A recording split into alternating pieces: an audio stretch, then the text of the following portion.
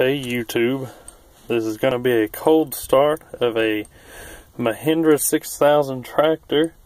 It's about 18 degrees right now. It got down to about 2 below.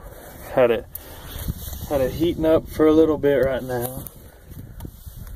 Let's see how it cranks up.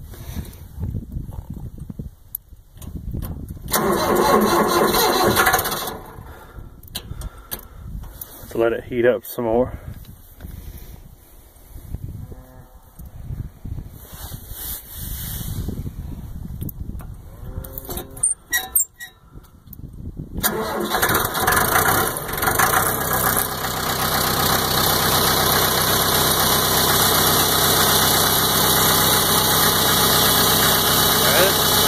Not too bad, I guess.